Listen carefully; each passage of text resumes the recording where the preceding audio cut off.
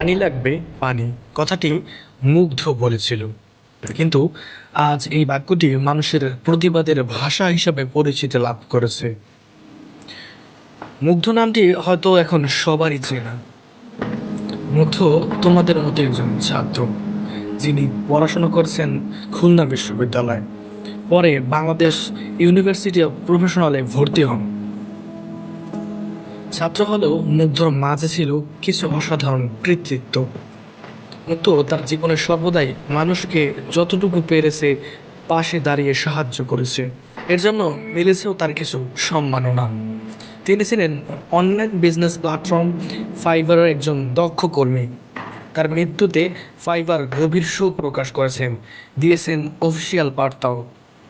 গত 18ই জুলাই রাজধানীর উত্তরায় পানি লাগবে পানি বাক্যের মধ্য দিয়ে দুনিয়ার মায়া ত্যাগ করেন এই তরুণ।